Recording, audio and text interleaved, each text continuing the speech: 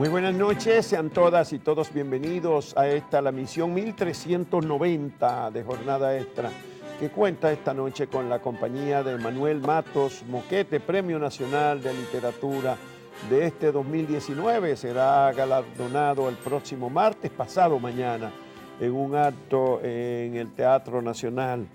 Muchísimas gracias de antemano a Manuel Matos Moquete por su compañía.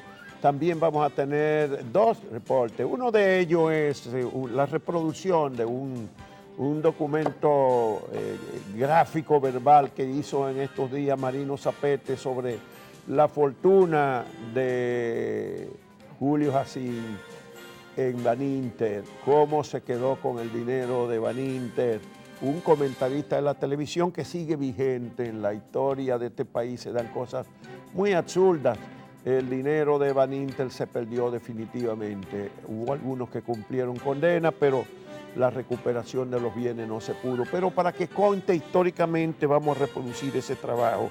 Y al final vamos a despedir, vamos a dar una despedida a Luchi Vicioso, la voz romántica más popular de los años 60, 70. Una carrera de 60 años porque empezó a los 9, iba a llegar a los 70 años y falleció esta semana Luchi Vicioso. Muchísimas gracias por la compañía de esta noche.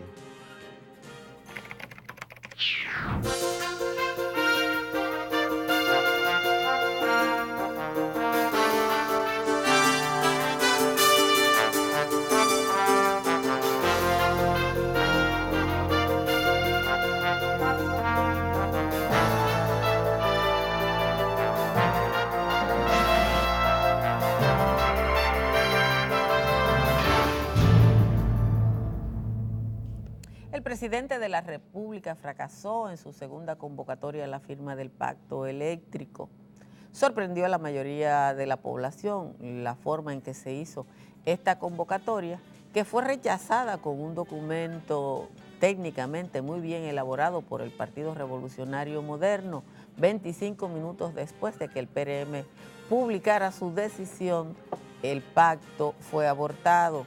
Trascendió que dos de los ministros más cercanos al presidente de la República realizaron ingentes esfuerzos en asociaciones empresariales que todavía dudaban de la posibilidad de aprobar este documento. Por otra parte, informaciones de fuentes dicen que sectores como las iglesias también se negaron a la firma.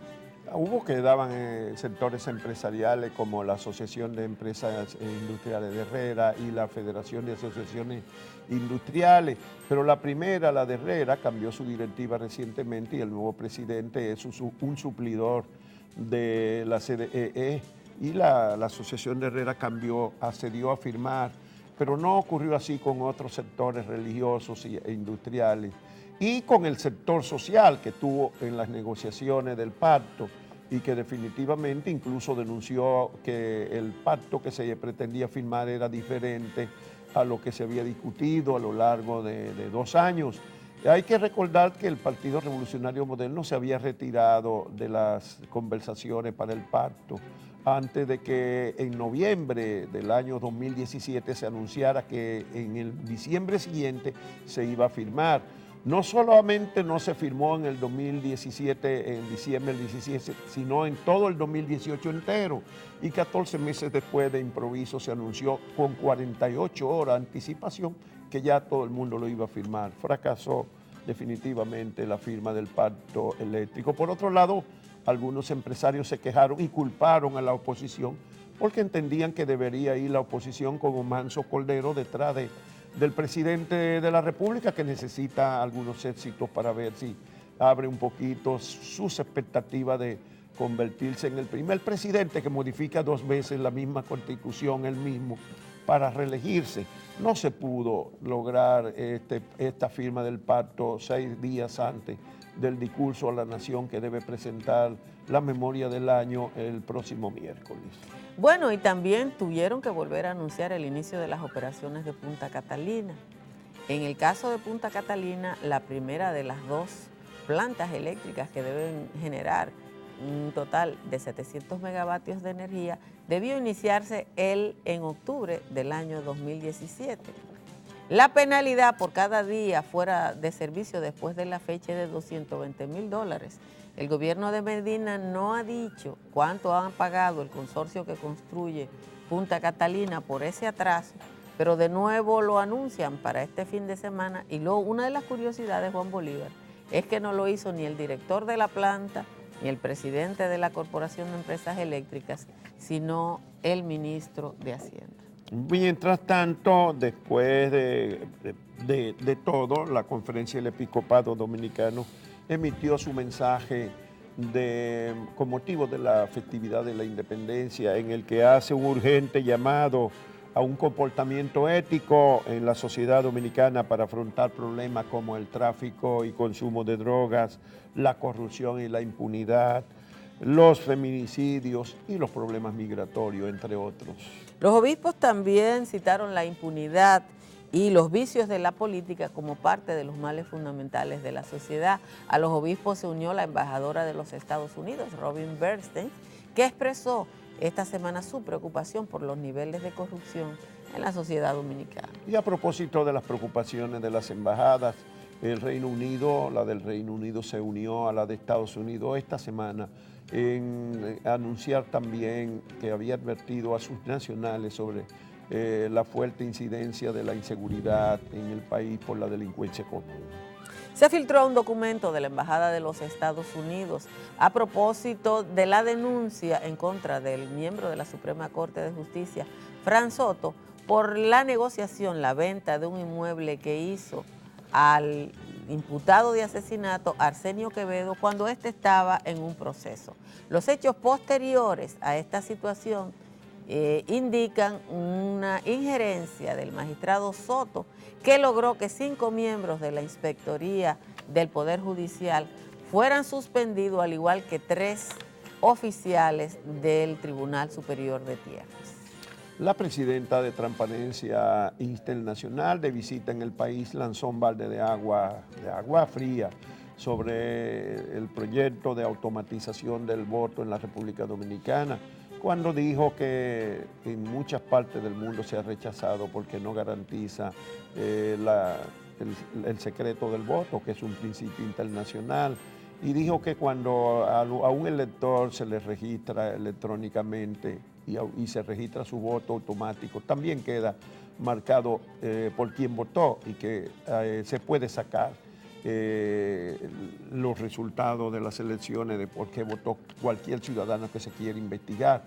Y ella, como prueba de que los sistemas son vulnerables, señaló que en el mundo desarrollado, de los 20 países del mundo desarrollado, solamente uno, Estados Unidos, tiene voto automatizado, y solo en el 35% de los electores. En Alemania la Suprema Corte revocó, no, la Suprema Corte declaró inconstitucional el voto electrónico. Donde lo revocaron fue en Holanda, y en definitiva apenas en 4 países del mundo se utiliza. En la República Dominicana queremos ser el quinto a toda costa. Fracasó en las elecciones del 2016, pero estamos en camino de volverlo a intentar ahora en el 20. Haití retornó parcialmente a la calma después de 2 semanas de protestas. Sin embargo, la oposición coaligada en una mesa opositora está convocando de nuevo a principios de esta semana a movilizaciones. El presidente Jovenel Moïse y el primer ministro hablaron esta semana y dijeron que no van a entregar el gobierno a bandas de delincuentes. Mientras tanto, en Venezuela no se acaba de abrir una puerta de salida a la crisis, la profunda crisis institucional, política, económica y social que padece el pueblo venezolano. En la semana el presidente Donald Trump sigue tratando de protagonizar la situación de Venezuela en momentos en que se anuncia que probablemente esta semana se va a dar a conocer el informe del fiscal especial que ha estado investigando las implicaciones o no de Donald Trump en los hackeos que hicieron los rusos de la campaña electoral de los Estados Unidos. En Venezuela esta semana fue relevante que un ex jefe de inteligencia del gobierno de Chávez se pasó a la oposición y le pidió al presidente públicamente que auspicie un relevo porque la situación no es manejable ya en Venezuela.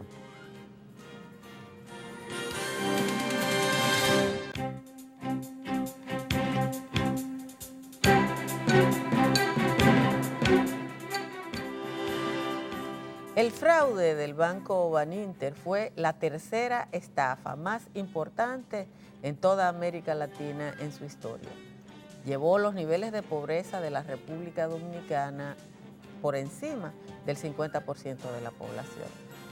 Nuestro querido amigo y compadre Marino Zapete demuestra en el video que ustedes van a ver a continuación las responsabilidades del doctor Julio Jacín, comentarista de televisión, y los beneficios que dejó ese fraude. Desde la semana pasada, que no estaba aquí en Santo Domingo, estaba afuera, he visto cómo ha circulado una información sobre los beneficios que habría recibido el médico dedicado a comentarista Julio Jacín, Julito Jacín, del Banco Baninter y del gobierno. Dice la información que a la quiebra de Baninter, al 31 de marzo del 2003, Julio Jacín debía a Baninter la siguiente suma. Debía por el canal Islavisión 1.195.182.575 pesos. Por el Centro Médico INSE debía 1.156.818.898 pesos.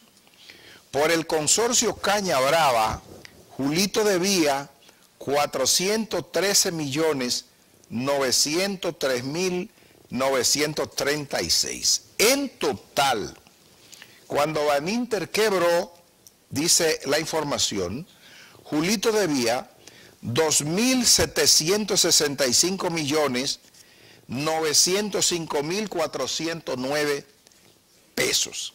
Es decir, cerca de 3.000 millones de pesos a Baninter.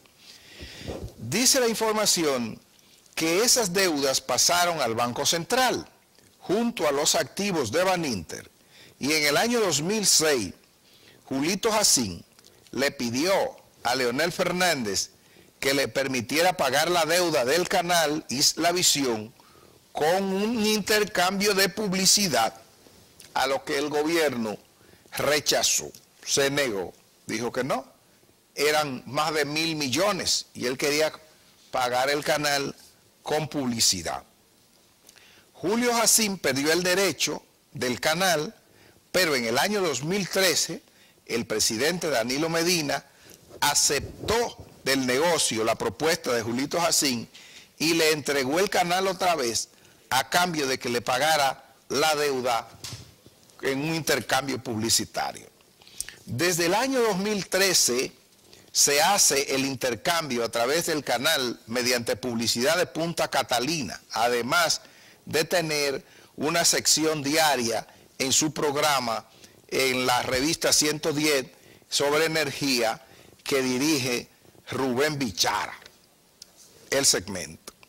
Además de eso, a Julito Jacín se le entregó una parte de la contrata de remodelación del Hospital Darío Contreras mediante la empresa distribuidora Pharma OL, junto a las empresas Proyecciones Luxor, Grupo Semca, CID, Abastos y Servicios, por un monto de 885 millones de pesos. Y dice quien manda esto, que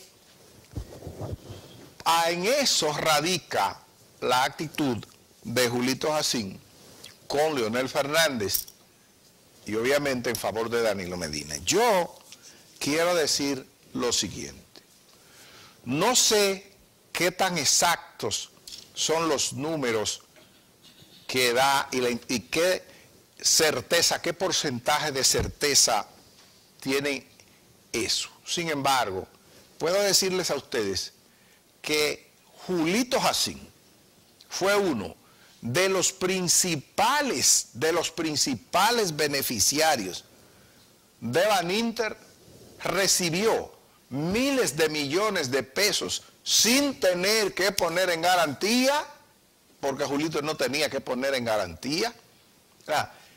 Y en una ocasión conversé con un hombre al que he criticado mucho, el señor Ramón Báez Figueroa, que era presidente del Baninter. Me encontré con Ramón Báez Figueroa en un lugar donde fui a almorzar y él me vio y dijo, a mí me gustaría hablar un minuto con usted.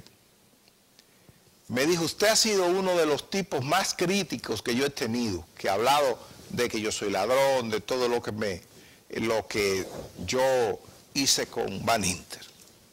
Le dije, pero yo también quisiera, yo no voy a justificar lo mío.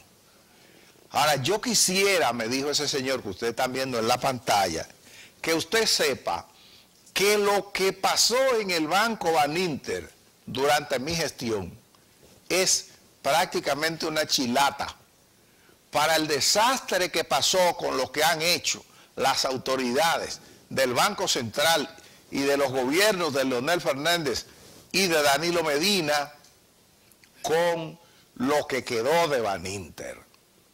Los bienes de Baninter, los bienes que quedaron con la quiebra de Baninter fueron canibalizados.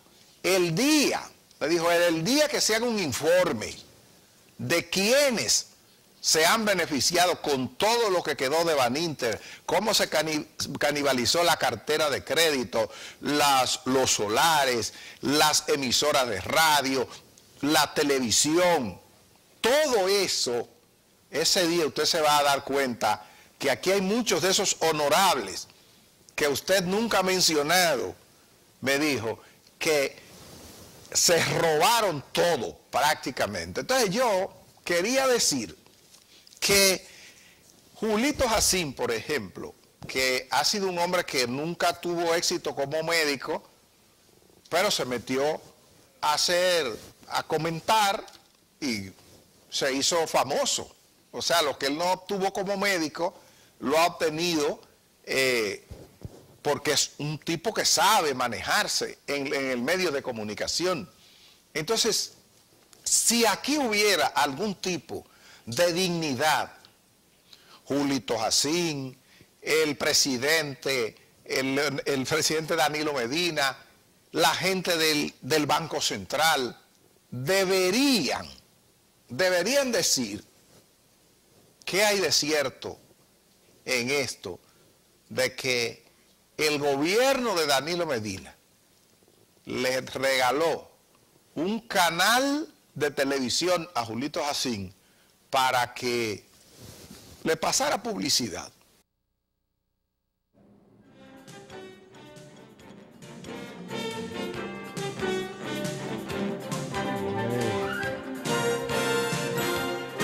Ay, sí. Es un verdadero privilegio contar esta noche aquí con la compañía del doctor Manuel Matos Moquete, Premio Nacional de Literatura 2019, otorgado por el Ministerio de Cultura y la Fundación Corripio. Se va a entregar el próximo martes, el día 26 de febrero, un acto solemne que se realiza en el Teatro Nacional. Matos Moquete es un académico, ha rendido muchos años, más de 3 décadas en el magisterio y también en funciones administrativas académicas. Así es, sí. Estudió literatura en Francia, en París, y pues se ha desarrollado en la República Dominicana a través del ensayo, la novela, la crítica literaria, la antología y el análisis del discurso, en muchos renglones de la literatura. Y por eso fue declarado Premio Nacional de Literatura. Manuel, desde la primera obra tuya celebrada, la novela El Estercolero, ¿qué se llama? En El Atascadero. El Atascadero. Esa novela fue Premio Nacional de Novela en 1984. 1984. Sí. Esa es tu primera novela. Sí. Pero ¿cuál es tu obra preferida? ¿Cuál es tu gran obra, a propio juicio tuyo, de un experto en literatura? Bueno, usted me ha puesto en apuro porque esos son hijos todos Sí, que me tú han tienes dado una mucho. treintena de obras Sí, una publicadas. treintena, más de 30 obras, me ha dado mucho trabajo, pero si quiero rápidamente enumerar algunas así que considero que son las principales, comienzo por El Atascadero. En El El Atascadero, Atascadero, sí. sí, que es una novela, La cultura de la lengua, que es un ensayo, también las teorías literarias en América Hispánica, que es también un ensayo, la novela Los amantes de abril. Los también, amantes de abril, que sí, fue una novela bastante es una novela muy leída por una cantidad celebrada. de gente, sí. Es la que más, ¿cuál es la que más se ha difundido? Esa misma, Esa, Los amantes de abril. Los Es una amantes novela de que abril. trata de una situación romántica en un momento terrible de la guerra de abril. Sí. Y entonces se mezcla lo que es el heroísmo, la violencia, con la ternura Sí. y con el amor, ¿no? Las Que románticas. dicho es una interpretación correcta, Sí. porque las guerras son también escenarios del amor. Mucha gente se casó, adelantaron los matrimonios y los noviazgos en la guerra, porque en el fondo siempre hay, una decisión como de realizar el amor que está en proceso. No vaya a ser que uno se quede en medio de la guerra, Sí. ¿verdad? Uno Y de el los objetivo dos. de esa novela fue precisamente ver la guerra a través de los ojos de una mujer. Ujú. Porque siempre que se habla de la guerra se habla de armas, se habla de batallas, se Sí. habla de combate, pero el caso es una protagonista que busca a su marido que había desaparecido en plena guerra. Y entonces a través de su mirada vamos describiendo, vamos narrando todo lo que es la guerra, todo lo que es la violencia, todo lo que es el desastre. ¿Está en el mercado actualmente? Sí, esa novela? está en el mercado, la gente la está leyendo en varios sitios. Se puede conseguir en cualquier librería. En cualquier librería, sí, es una novela muy Bueno, en buena. cualquiera no, porque ya nos quedan muchas. Bueno, no quiero mencionar librerías en las que hay en el país. En las que hay, sí. Sí, la gente lo conoce mucho. Esa Sí. obra, sí. Sí, que esa obra es muy importante. ¿Cuál otra novela o cuál otra obra tuya está en el mercado que es accesible? Bueno, tenemos varias obras, tenemos otra novela, Los pobladores del exilio, que es una novela también. Que Bueno, tú has sido una persona vinculada también a la política. Sí, a la política, y a los de alguna pobladores del manera exilio. Tus obras reflejan Sí. eso. Tenemos también un testimonio que la gente lo lee como una novela, Camaño, La última esperanza hermana, que tuvo también mucho éxito en su época. Es una obra de testimonio, de vivencia con Camaño en la guerra y después en Cuba. Y tú presentaste un libro, creo que aquí estuvimos hablando de él hace, qué sé yo, 8 o 10 años, que es un análisis crítico del discurso, del discurso político, ¿no? Sí, en el plano académico yo he seguido la investigación de análisis de discurso político, sobre todo a través del INTEC, y ya he publicado 5 o 6 libros sobre análisis de discurso político de todos los políticos dominicanos. El más reciente, que se puso a circular en INTEC en el año pasado, es un trabajo sobre los discursos de Manolo, de Camaño y del Moreno, donde hacemos un análisis, ponderamos a través de una serie de estrategias cuáles eran los valores de los discursos de esos líderes de la izquierda dominicana, muy reconocidos en la época y que hay muchos recuerdos en la sociedad entera, en nuestra sociedad dominicana. Entonces, también hemos analizado discursos de Juan Bosch, dedicado el libro a Juan Bosch, de Balaguer también, de Hipólito Mejía. Le hemos dedicado un libro a Hipólito Mejía también. Sí, es verdad que hiciste uno sobre Hipólito. Sí, hemos trabajado con muchos temas en análisis de discurso, en literatura, en crítica literaria. Me interesaría el discurso de Maximiliano Gómez, el Moreno, porque fue de una vida muy breve. Maximiliano debió haber muerto como a los 32, 30, sí, joven, 32 años, algo así. Sí, sí. Él murió en el año 1971. Sí. No creo que tenía más de 32 años. Sí, era más o menos contemporáneo nuestro, sí. Era contemporáneo. Sí.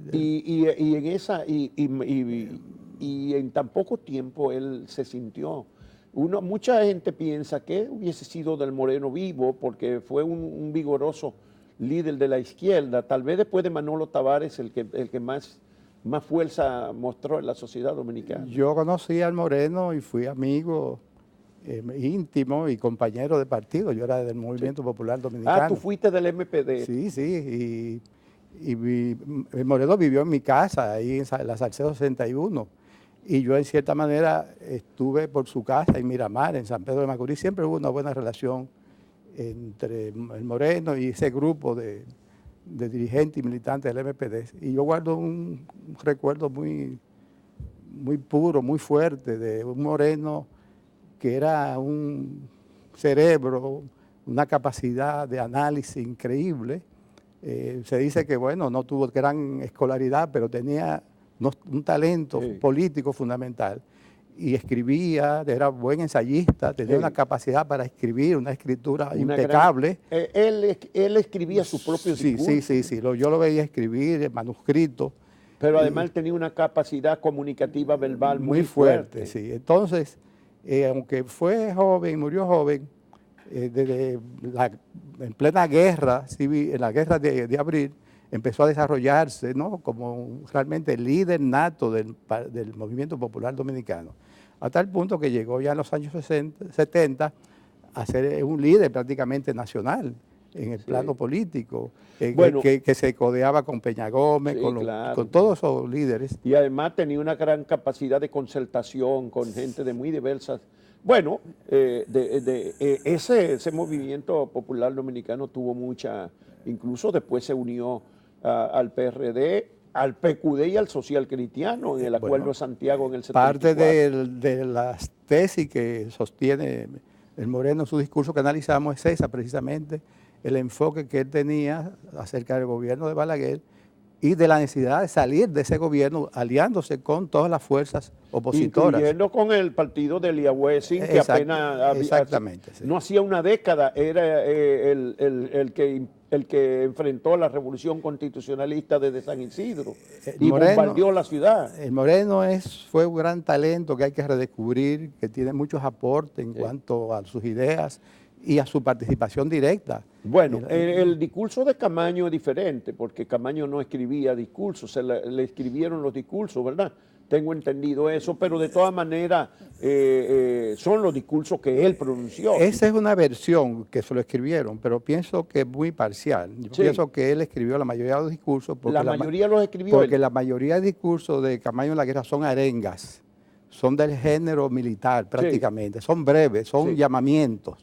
Él escribieron algunos discursos que eran extensos. Por ejemplo, el del final. Yo hago una clasificación incluso por los tamaños de los discursos de Camaño en la guerra, y entonces me doy cuenta que la mayoría son llamamientos, arengas, y que algunos son extensos, algunos son informes, pero la mayoría son improvisados.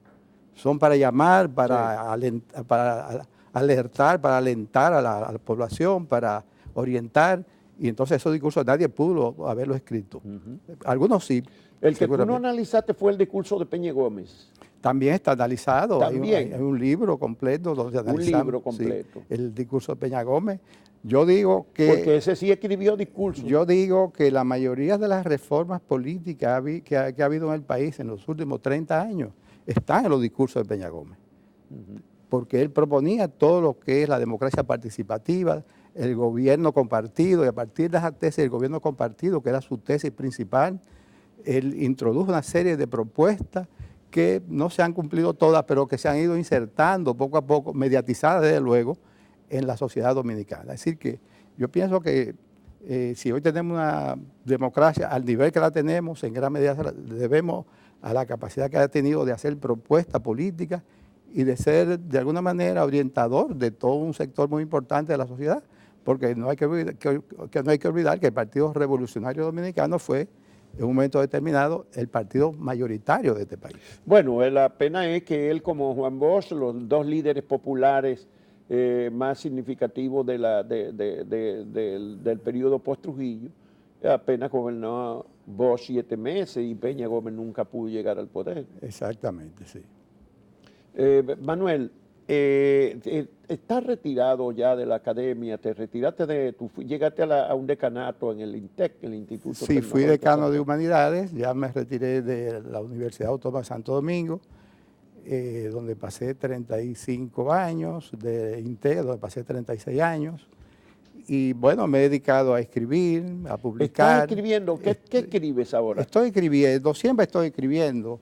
El secreto de producir es trabajar siempre. Ese es el secreto que te lo dicen todos los escritores, García Márquez, Vargas Llosa. Es decir, hay que trabajar todos los días. Escribir es un oficio que hay que hacerlo. Sacarle tiempo al sueño, a la salud, lamentablemente, a la familia, pero hay que escribir permanentemente para poder producir. Las musas no llegan si no se trabaja. Ese es el secreto, solo hay que hacerlo. Entonces lo que yo hago es eso, trabajar siempre. ¿Qué estoy escribiendo? Nunca he escrito un solo libro. Mi método es escribir varios libros al mismo tiempo. Ah, sí. Sí, comienzo un libro y lo dejo de un género, porque también paso de un género a otro. Yo manejo sobre todo, vamos a decir, 3 géneros. Pero eso no es lo normal, ¿verdad? No es lo normal. La gente se mete en una obra y no es lo normal, pero es mi método. tú eres muy original en eso. Mi método es que yo comienzo una obra y la dejo reposar, o no la dejo reposar, la dejo sencillamente. Por ejemplo, puedo estar trabajando en una novela y de repente quiero hacer un ensayo, entonces comienzo el ensayo, se quedó la novela, salgo el ensayo. Oh, pero tengo una investigación que está pendiente. Dejo la novela, dejo el ensayo general y cojo la investigación. Necesito hacer otras actividades. Bueno, puedo escribir un cuento, si me inspira a escribir un cuento, como lo he hecho, efectivamente. Y voy llevando diferentes proyectos escriturales, diferentes libros, al taller. Ahora, cuando llega un momento, empujándolo, todos al mismo tiempo, llega uno a un punto determinado, yo tomo la actitud de quien se penetra en un túnel, y por eso siempre mi esposa, mi familia saben, la imagen del túnel, yo digo, ya estoy en el túnel, y cuando estoy en el túnel es que yo estoy ya trabajando en un libro, ya definitivamente, y hasta que no termino ese libro, ya no levanto la cabeza. Entonces ya ese libro ya está terminado, pero ya los otros están bastante avanzados. Ahora, me sucede lo mismo, tengo alrededor de 3, 4, 5 libros prácticamente en mi taller.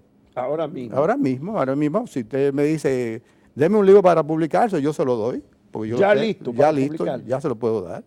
Pero saqué un libro, puse a circular un libro en enero en la Universidad Autónoma de Santo Domingo, de la última producción, que fue un ensayo que se llama Narratividad del Saber Humanístico. Pero también el año pasado puse a circular el libro de investigación sobre Camaño, el Moreno, y entonces... Y tiene ensayos de carácter internacional, como un estudio sobre el discurso de la literatura hispánica, ¿no? Sí, esa fue, vamos a decir... La teoría literaria de sobre la base de mi tesis doctoral, yo quise indagar cómo se conceptualizaba la literatura en América hispánica. Y entonces me propuse leer, estudiar todos los teóricos de la literatura del siglo XIX y del siglo XX.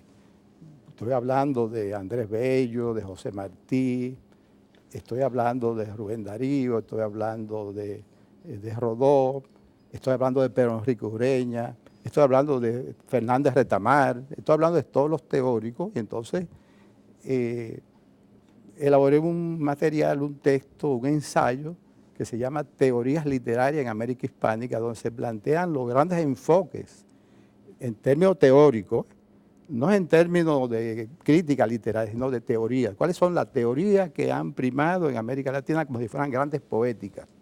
Y ese es un libro fundamental para poder orientar en términos de filosofía, en términos de sociología literaria, en términos de geografía literaria, y saber cuándo empezó el concepto de literatura en América Hispánica, cuándo empezó a enseñarse literatura en América Hispánica también, porque la literatura en América Hispánica es relativamente reciente, todavía a finales del siglo XIX era imposible enseñar literatura en cualquier universidad de América porque no había suficientes obras literarias. Entonces había algunos retoños. Sí. Y entonces ese libro reconstituye todo eso, reconstruye toda esa trayectoria de cuál es el proceder, cuál es el pensar y el reflexionar de la literatura en América Hispánica.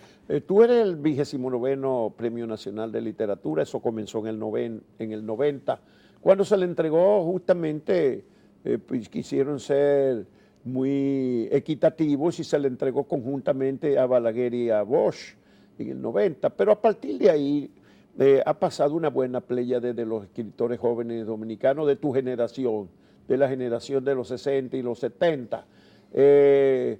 Se están agotando, ¿verdad? Hay una producción literaria digamos, de este siglo que esté cerca de ser considerada para los próximos premios nacionales de literatura. La literatura es un fenómeno vital, fundamental en la cultura dominicana. Hay un acervo, hay un caudal increíble de creadores, de productores, así como en la música, así como en el teatro, así como en las artes en sentido general, en la pintura, también en la literatura. Es decir, es increíble la cantidad de jóvenes y de menos jóvenes que están produciendo ensayos, bueno, poesía, tú tienes que tener alguna responsabilidad porque tú has sido profesor de literatura en gran medida, muchos años. En gran medida, si no te podríamos decir que fracasaste, en gran medida si no he orientado, reproduce. pero como quiera, sin orientación o con orientación, es que el talento es muy grande en República Dominicana. Y entonces sí, hay una expectativa fuerte para ese premio, para que haya premio con mayor calidad, con mayor fortaleza en los próximos años. Claro, siempre nuestra recomendación es a los más jóvenes que hay que trabajar, que hay que cuidar la calidad, que hay que tener paciencia también, porque todo el mundo quisiera tener el premio en una edad determinada, en un momento determinado. Todo el mundo piensa que merece el premio en un momento determinado. Hace un par de décadas decíamos que los dominicanos no incursionábamos mucho en la novela, que éramos más bien de los relatos, del cuento y de la poesía. ¿Se puede decir que hay en curso una nueva corriente novelística dominicana? Yo pienso que ya de autores como Magiolo, Andrés L. Mateo, Pedro Vergel, la novelística dominicana se ha desarrollado bastante. Y hasta hoy entonces hay grandes prospectos y grandes autores de novelas importantes que se conocen aquí en el país, pero que también son dominicanos que están fuera del país. Es decir, que ya no se puede decir lo mismo de que la novela es un producto subalterno con respecto a la poesía o al cuento. Yo creo que ya tiene el mismo nivel de productividad y pienso que en los próximos años también va a avanzar, porque eso tiene también que ver con el desarrollo de las sociedades.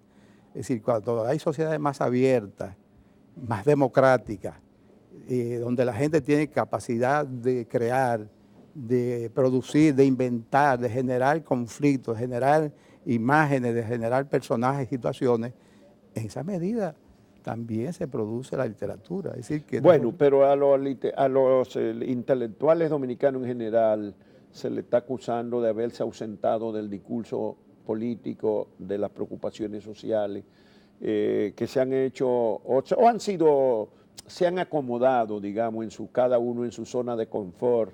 ¿Qué tú piensas de la responsabilidad que ustedes tienen, los intelectuales y los escritores dominicanos, sobre el discurso de la sociedad dominicana? Pienso que los intelectuales son como todos los sectores, muy diversos, hay de todo. Hay unos que sí se acomodan, otros que participan directamente.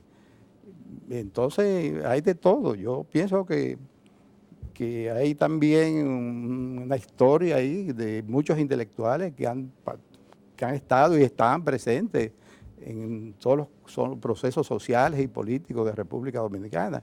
El sentimiento de que tenemos que mejorar este país contagia a muchos sectores, no solamente de los sectores populares o de la clase media, sino también los sectores intelectuales. Las academias también están llenas de profesores que hacen propuestas.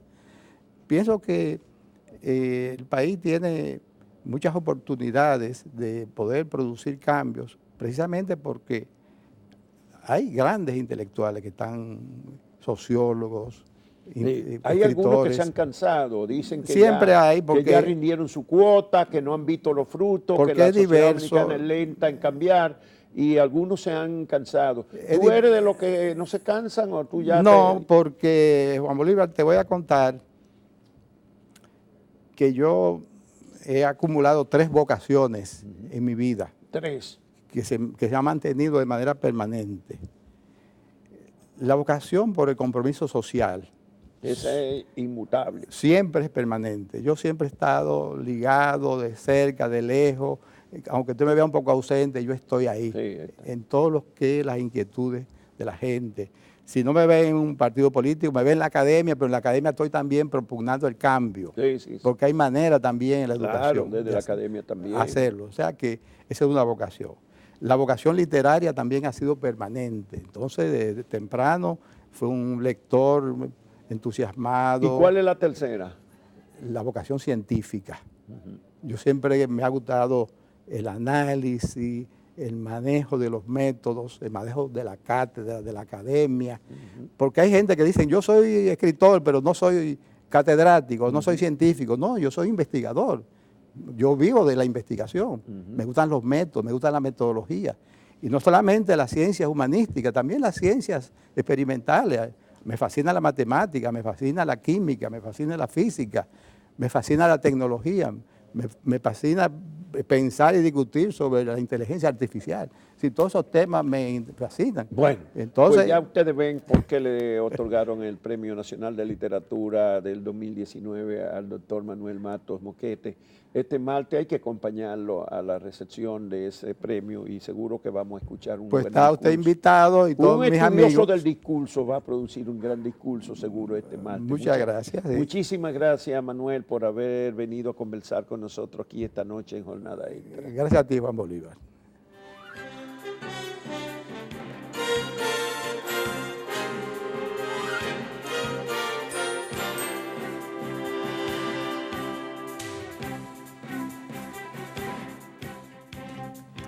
El presidente Danilo Medina debe rendir cuentas a la nación el próximo 27 de febrero y probablemente va a ser el discurso más difícil de los que ha tenido que pronunciar a lo largo de los últimos 6 años, Juan Bolívar. Bueno, es su penúltimo informe a la nación, aunque la verdad es que los presidentes no dan tanto informe a la nación en los discursos del 27 de febrero, que son más bien discursos políticos, entregan las memorias del gobierno al Congreso, pero no tanto. Por supuesto va a hablar siempre de las grandes obras que han realizado y todos los mandatarios que tenemos siempre creen que ellos son la última Coca-Cola del desierto. Pero bueno, Danilo Medina está en el poder y tiene muchas cosas que decir, aunque los grandes temas apenas podrá abordarlo de nuevo. No sé si podrá abordar con mucho éxito el asunto eléctrico,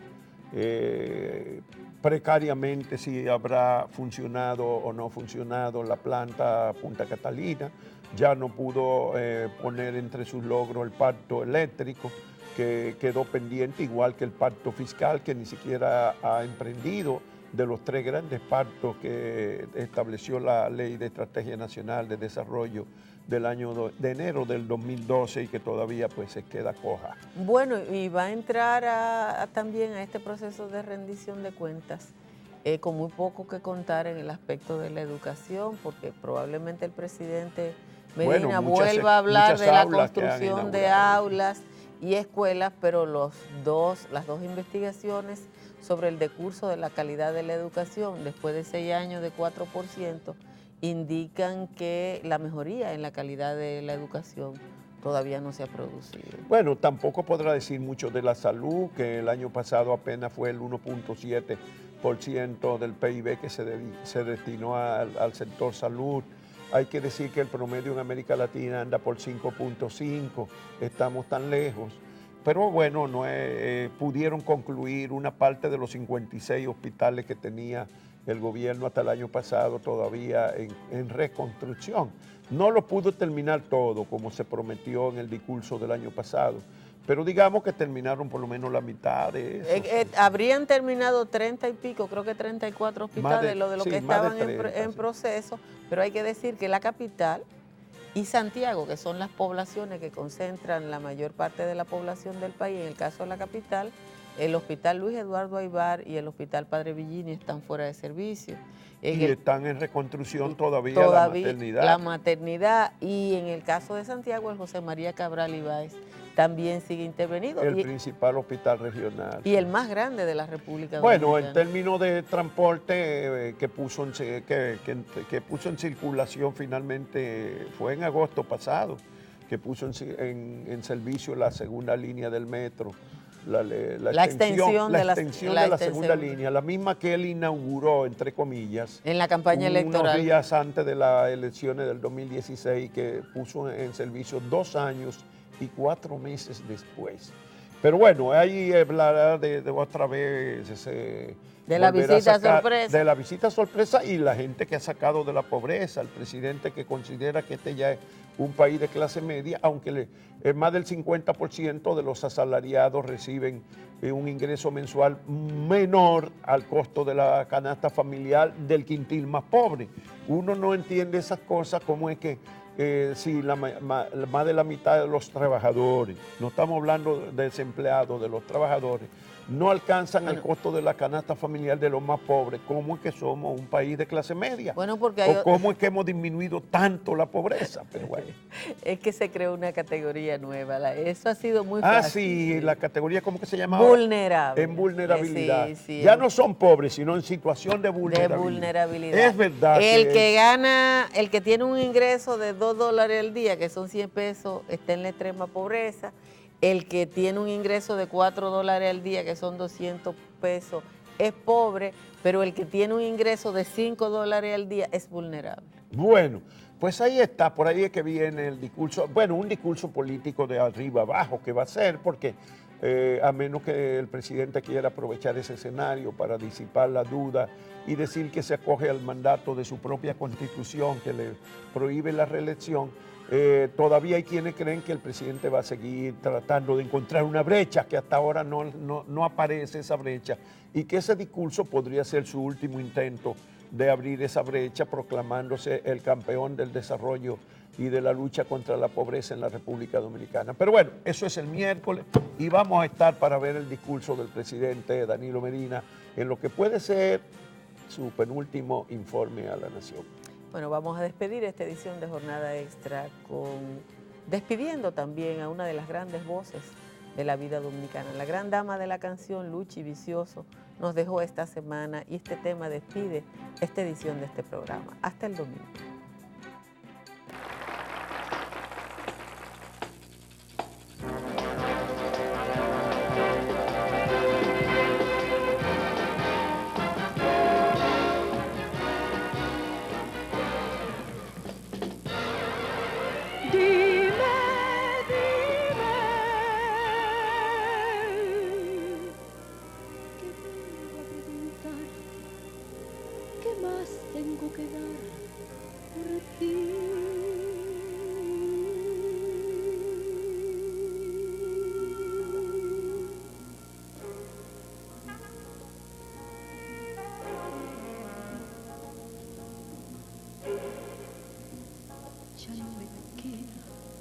Otro pedazo que no haya sido tuyo.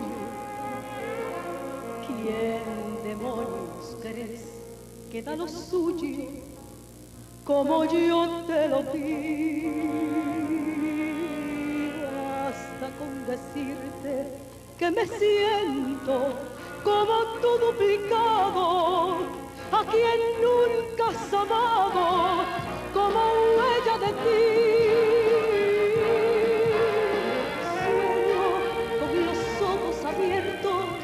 Para ver con qué sueñas. Río, sufro, lloro y respiro, tal como si yo fuera tú. Siento el calor de tus besos quemar mis entrañas aún lejos de ti. Di, ¿qué más debo hacer? Di, ¿qué más quieres de mí? ¿Qué más me debo arrancar para darme a querer por ti?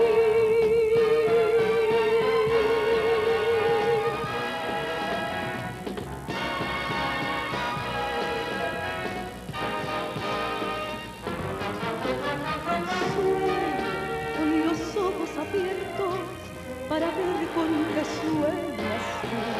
Río, sufro, lloro y respiro, tal como si yo fuera tú. Siento el calor de tus besos, quemar mis entrañas aún lejos de ti. Dime, ¿qué más debo hacer? ¿Y qué más quieres de mí? ¿Qué más me debo arrancar para darme a querer por ti? Dime, ¿qué más debo hacer? ¿Y qué más quieres de mí? ¿Qué más me debo arrancar para darme a querer por ti? Dime, dime, dime, dime.